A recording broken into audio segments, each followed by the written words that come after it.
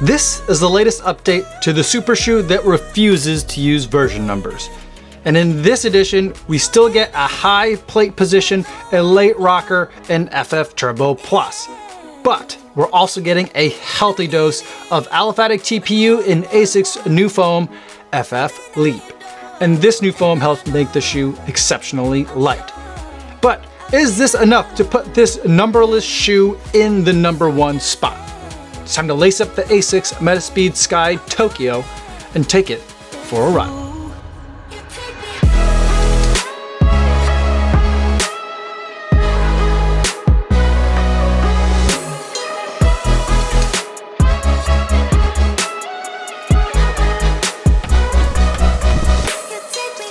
Yo, what's going on? My name is Kofuzi and I'm a non-elite runner who reviews running shoes here on YouTube. And today I want to talk to you guys about the ASICS Metaspeed Sky Tokyo. But before I give you my thoughts on this shoe, I do want to go over some disclosures. This is a pair of shoes that ASICS sent to me for the purpose of review, so I did not have to pay for these shoes. However, nobody's paying me to make this video or to include their brand in this video, and no one's going to get a chance to preview any of my footage or my thoughts before you guys get a chance to see this video on YouTube. So with that disclosure out of the way, let's talk about the ASICS Metaspeed Sky Tokyo, and let's start with the name. Now from the beginning, ASICS has refused to give the Metaspeed series version name. So instead of like Metaspeed 1, 2, 3, and 4, we've had Metaspeed, Metaspeed Sky Plus, Metaspeed Sky Paris, and Metaspeed Sky Tokyo. And for Paris, it was called the Paris because it was designed with the intent that ASICS athletes would race in the Paris Olympics in them. And for this version, it is designed with the hope that ASICS athletes will race in the World Championships Marathon later this year to be held in Tokyo. So that's where the Tokyo designation comes from. Now, some of you who have been around the ASICS Metaspeed series for a while will remember that this is not the first shoe that had the word Tokyo on it. The first Metaspeed also had the word Tokyo on it. And that's because this shoe was designed with the intent that ASICS athletes would race the marathon at the Olympics in Tokyo in this shoe back in 2020, or what then became 2021. But even though both these shoes say Tokyo on them, the first Metaspeed wasn't called Metaspeed Sky Tokyo, it was just called Metaspeed Sky. And so technically this is the first Metaspeed Sky Tokyo, but it's not the first Metaspeed to have a Tokyo badge. Now let's talk about the specs of this shoe. It's a 39.5mm stack height shoe with a 5mm drop, giving us 34.5 millimeters of stack height in the forefoot.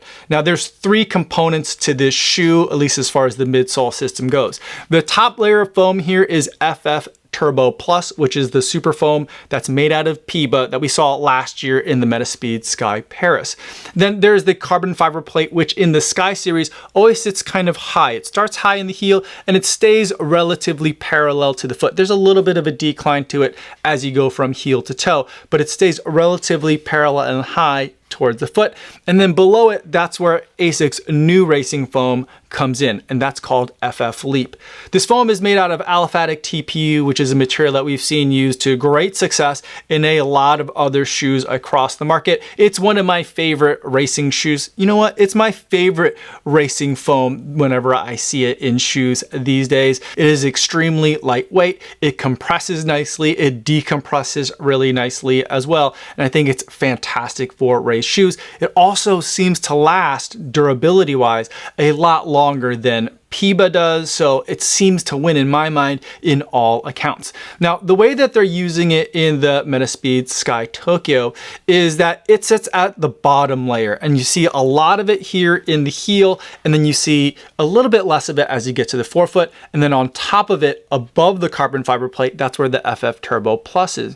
And that's because of the way that this shoe is designed. This shoe is intended for forefoot strikers to kind of oversimplify things. And so for the forefoot striker, their first point of contact when they hit the ground is in the area from the pads of the foot in front of the arch and forward. And so you need a little bit more kind of resistance to deflection here, so you're not bottoming out the shoe. And then as you are putting some compression into the carbon fiber plate and those foams, as you push off into your next drive, all that stuff decompresses together to give you a really pleasant pop. And so you're getting a good amount of that aliphatic TPU on the bottom, but you're also getting a good amount of that FF Turbo Plus foam, which is a little bit more resistant to compression. It's a little bit more firm of a material than the ATPU is. And so it acts as a better crumple zone in the forefoot. And then the extra soft and light stuff, we can put a little bit more of that in the heel, where the forefoot striker, they don't need quite as much impact protection. And so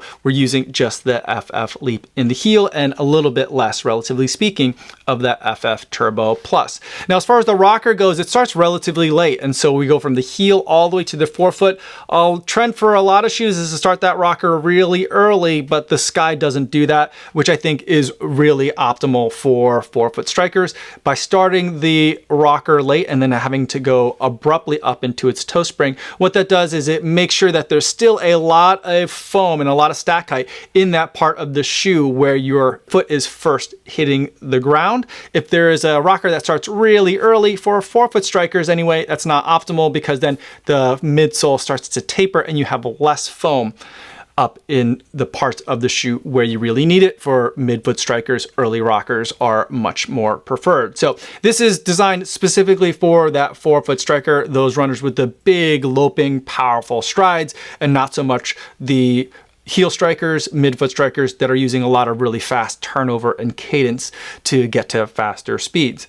Now, when we're looking at the outsole of the shoe, there we see a lot of similarities between this shoe and its sibling shoe, the Metaspeed Edge Tokyo, but the main way you can differentiate or spot the Sky is that it has a red, or this kind of red, maybe it's pink, I'm not sure, I'm a little bit colorblind, but this reddish, orangish outsole color. The other one is a black outsole, and there's also a little bit of cutout in the forefoot of the outsole here, because as the foam is getting compressed and pushed down underneath you, it needs a little bit more of a place to go. And so by cutting a hole in the outsole here, it gives it a little bit of release so that the midsole foam isn't quite as bound and constricted in one place. It can do the deflecting it needs to and then decompress on the push off into the next stride.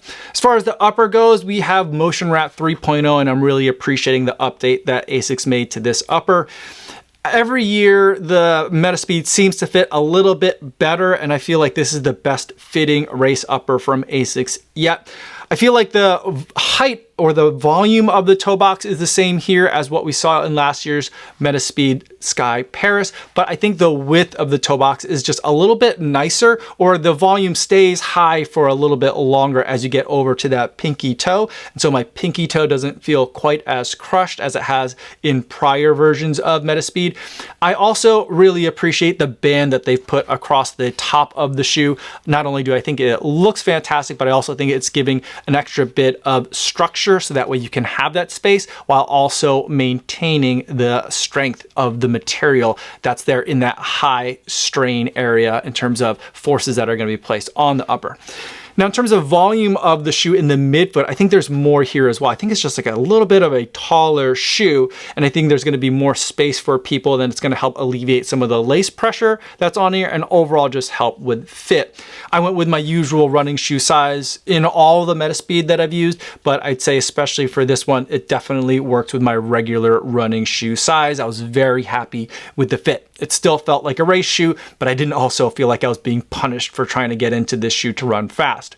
Now in the heel, they're also made a couple of changes compared to last year. They've basically just cut away what they could. There's a little bit less padding back here, and it doesn't quite go all the way around the ankle like it did last year. It looks a little bit less finished to me because it's just kind of abruptly cut off, but I'm supposing that it shaves a couple of tenths of grams, and they've also kept that same really light paper thin tongue, which I liked from last year. And they're also using the same ridged laces, which I think are great for a race product because they are less likely to become untied. And altogether, the emphasis on weight definitely shows when you put this thing on the scale. This Metaspeed Sky Tokyo comes in at 5.9 ounces and 170 grams.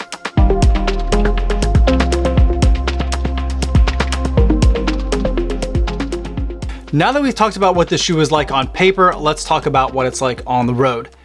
In all the right ways, the Metaspeed Sky Tokyo feels a lot like the Metaspeed Sky Paris.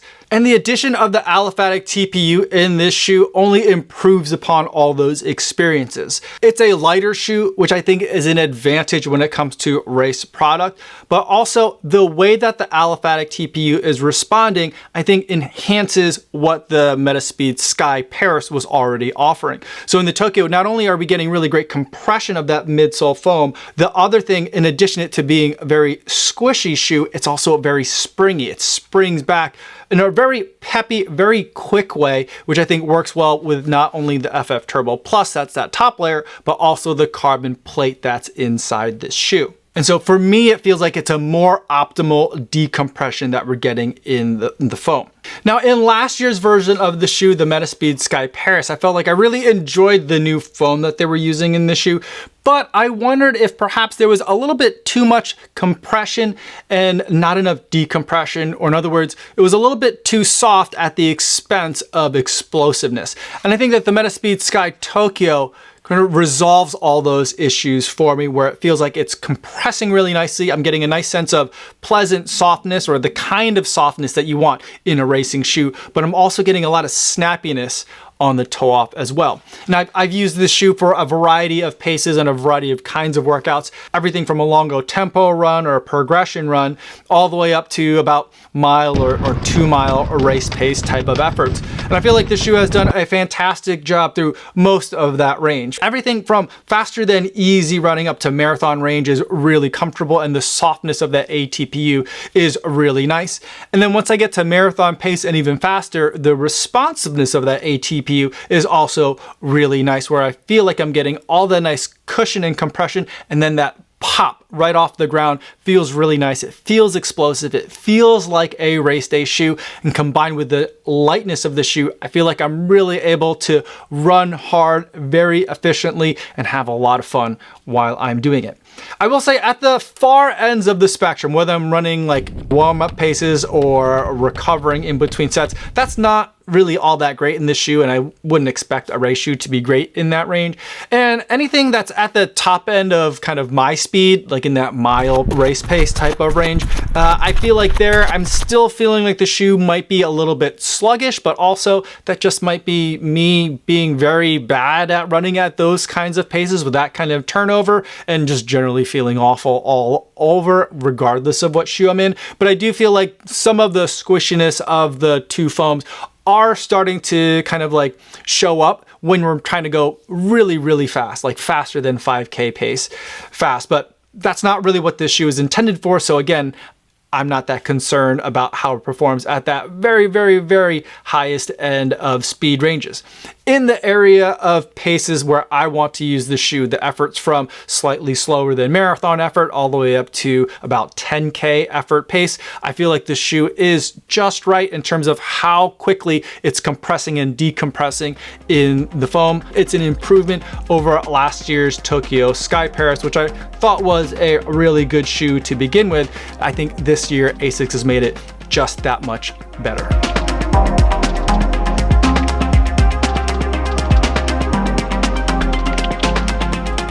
Before we wrap up this video, let's take a moment to zoom out and see where the Metaspeed Sky Tokyo fits within the rather large ASICS lineup. Now, whenever I take a look at a brand, I always like to start with the Daily Trainer, because I think that tells you a lot about the brand. And for ASICS, I want to start with the Nova Blast. This is Nova Blast 5. This is the Bandit collab version. This is a Daily Trainer that's using FF Blast Max, which is a really fun daily training foam. It absorbs impact well and also is really nicely responsive. So it's cushioned and speedy at the same time. There's a lot of durability built into the upper, the midsole, and the outsole, so you can log in plenty of miles, which is needed because it's the kind of shoe that you're going to take for most of your run, most of your days. Now, if you need something that's going to be a little bit more relaxed than that, maybe it's a long, slow distance day, maybe you're trying to set a long distance PR, or maybe you're just a little bit beat up and you want something a little bit more comfortable, that's where a max cushion shoe comes in. And from ASICS, that's the Glide Ride Max. So this is a shoe that uses FF Blast Plus and also a bit of FF Blast Max foam in there. So two of ASICS daily training foams, and it's in a nice comfy package, lots of padding all throughout the heel cup, a little bit of padding on the tongue, and just a lot of tall, comfy stack height where you can trade a little bit of speed for a little bit of extra comfort. And this is a max cushion shoe that I've been really enjoying. Now, from a racing perspective, that's where the Metaspeed Sky Tokyo comes in. It's got tons of really great race technology, and it's something that you save for those big important races and some of the key workouts of your training block.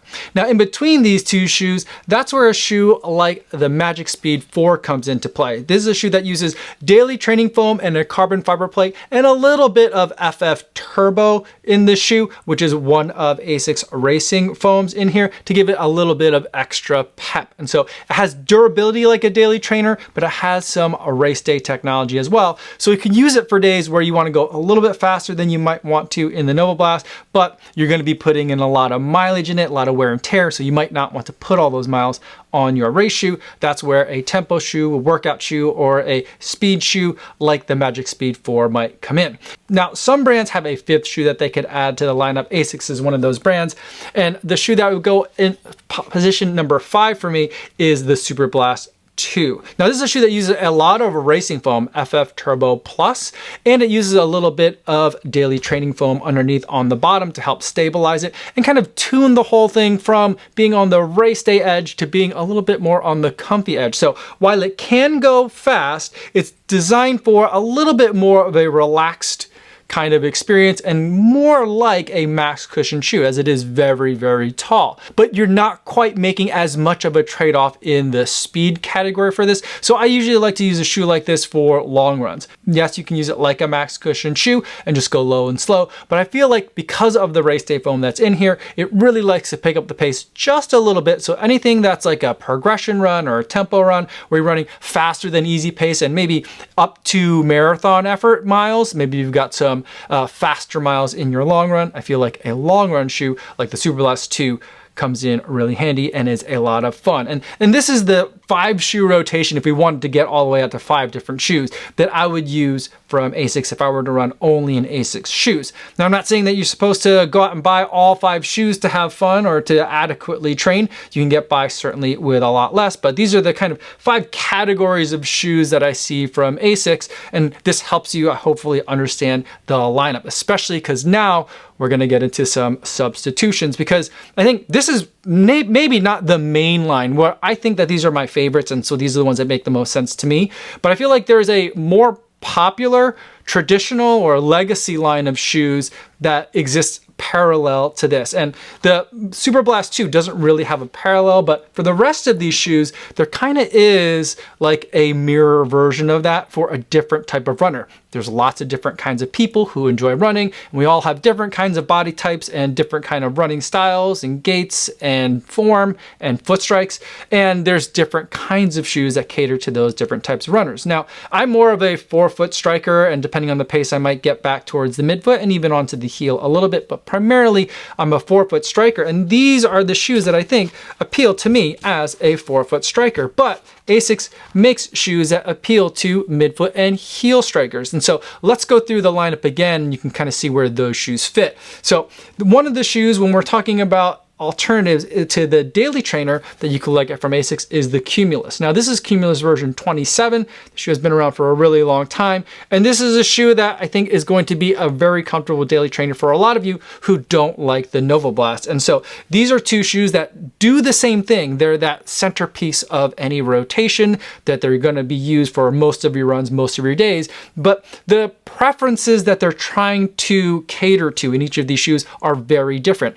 I love the Nova Blast. I tend to not love the Cumulus so much. It's not that it's a poorly executed shoe, it's just not a shoe for me and my preferences. Same with the Max Cushion shoe as well. This is the Nimbus, also on number 27. It's very similar to the Glide Ride Max, and I feel like the delta between these 2 shoes is relatively small, even though I'm going to place them really far apart on the screen here. But this shoe has ASICS Pure Gel still inside it, not a ton, but enough that I can still feel it. And it's built for a little bit more stability, and it's built for a slightly different foot strike than mine. And so I feel like the person that loves the Cumulus for daily training is going to love the Nimbus for max cushion running as well. And then when we get to the race shoe, that's where the sibling shoe to the Metaspeed Sky Tokyo comes in. This is the Metaspeed Edge Tokyo. So these are two shoes that have very similar technologies, similar kinds of foams. They are flipped in terms of the FF Turbo Plus layer and the FF Leap layer. And I'll go into a lot more of this when I review the Metaspeed Edge Tokyo next week, the precise differences between these two shoes. But the way they're set up basically is that I think that the Metaspeed Edge Tokyo and the Metaspeed Edge series generally is set up primarily for heel strikers. The people that are loving the Cumulus and the Nimbus are probably going to be loving the Edge, whereas the people that love the Nova Blast and the Glide Ride Max are probably going to be loving the Metaspeed Sky. And so that's the way I see these lining up. Now, there isn't necessarily like a plated workout shoe or tempo or session shoe that goes across from the Magic Speed 4. But if I were to kind of pick something to put into this spot, maybe it's a bit of a stretch, but I think the Noosa might be able to fit in here. And I think a lot of people that are liking Cumulus and Nimbus are probably going to like running in the Noosa. I find it to be a little bit too firm for my preferences, but I think if you're liking these two shoes, you're probably also gonna like the Noosa Tri, and you'll probably like it for picking up the pace just a little bit, especially compared to what you're doing in the Cumulus. And so these are the two kind of parallel lines of shoes that I think ASICS is developing, and each of these rows is the same type of shoe, just for a different type of runner. So hopefully that all makes sense.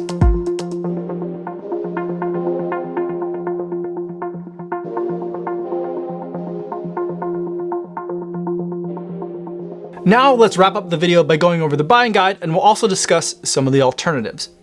My only critique of the last version of the Metaspeed Sky was that it gave us a little bit of extra comfort at the expense of raw power and speed. I felt like it was a little bit sluggish in the decompression if I had to complain about anything on that shoe. And so I got a little bit more suspension when I would have preferred to have a little bit more horsepower. But the FF Leap in the new version corrects the issue, and now I get both comfort and power. And it's a lot lighter of a shoe as well. The shoe comes in at $270 and will be available at the end of July. And that is quite a bit more expensive than the current version of the Metaspeed Sky Paris that's available now at $250. I'd say if you can wait, and if you can afford the extra 20 bucks, go with the Metaspeed Sky Tokyo. I think it's a better shoe. But if you're looking for a racing shoe now to get you through the summer months, the current version of the Metaspeed Sky Paris is a good option. Let's talk about some alternatives that I think you should also be considering. Now, the first option comes from Puma, and that's going to be the Fast R3. This is a shoe that uses all ATPU, so the material that's in the FF Leap layer of the Metaspeed Sky Tokyo. That's the same type of foam that's in the Fast R3, and it's also the same type of foam that was in this shoe last year in the Fast R2. The update to the Fast R3 also got a lot lighter. It's also one of the lightest shoes that I've ever tested, and it's really fun. It's got an extra long carbon fiber plate. It's got a little bit of an underbite, which I don't know if it's just a placebo effect or if it's actually giving me a little bit more lever as I'm pushing off the ground, but it feels like an extra springy shoe. And I do feel like the ATPU that's in the Fast R3 is a bit more dense. It's giving me a little bit less cushion, but a lot more pop. So it adds that sense of poppiness that I'm getting with every push off on this shoe. You will be paying a price though for this one. This shoe is coming in at $300. Now, another shoe that I think we should take a look at, which I've kind of not been talking about a lot because a lot of shoes that I've been looking at, I've been kind of falling into the forefoot striker shoe or the heel striker shoe. And so this shoe from Adidas, the Adios Pro 4, is one that kind of got left behind in the discussion. I've been kind of underrating it. This shoe, I think because it adopts an earlier rocker position, strikes me as more of a midfoot striker shoe, and there aren't as many brands making kind of like pure midfoot striker shoes. But at the same time, the Adios Pro, at least from the beginning, the first 3 versions of this shoe have been more forefoot style striker shoes where you have like kind of a big landing pad of foam to land and stomp on and then push off of.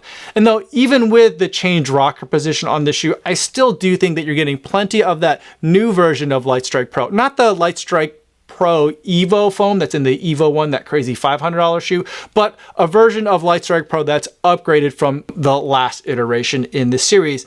And what you're getting is a relatively lightweight shoe that has plenty of cushion and plenty of pop. The Lightstrike Pro has always been a very responsive and peppy foam, and you are getting those energy rods which serve as a carbon fiber plate to help stabilize the foam and also keep it nice and snappy. This shoe does come in at a bit heavier of a weight at 7.1 ounces and just over 200 grams, but overall in the big scheme of things, it's still a pretty lightweight shoe, and I think that it's going to be more approachable to a wider array of runners than some of these other kind of forefoot striker shoes may be. So in that sense, if you are a midfoot striker, or if you're not sure what you are, I think the Adios Pro 4 may be a better place to start. It also comes in $20 cheaper at $250. The last thing I want to do today is answer that question that I posed at the top of the video. Are these changes enough to put the Metaspeed Sky Tokyo in the #1 spot? I think the short answer is no. And here's my longer answer. I think what we've seen now in terms of different types of shoes that cater to different types of runners is that it's not going to be so clear cut anymore as to what's the best shoe, where the right answer or the right question to ask, is this the best shoe for you? And so if you are a forefoot striker, even then, I'm not sure that the Tokyo Metaspeed Sky is going to be in that #1 spot. And that's because, number one, I'm really loving the Puma Fast R3. I think it's a fantastic shoe that is both cushioned and really aggressive. But we also have the Metaspeed Ray over on the horizon, and that shoe is going to be coming out later this year.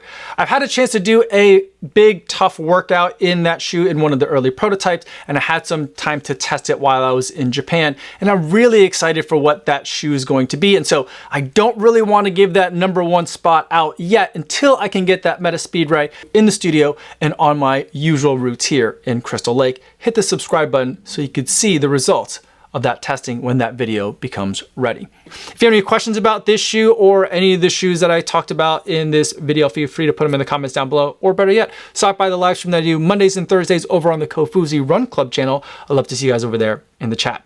That's all I have for today, everybody. Thanks so much for making it all the way to the end of this video. Hopefully you guys are staying safe out there on your runs, and I will see you in the next one.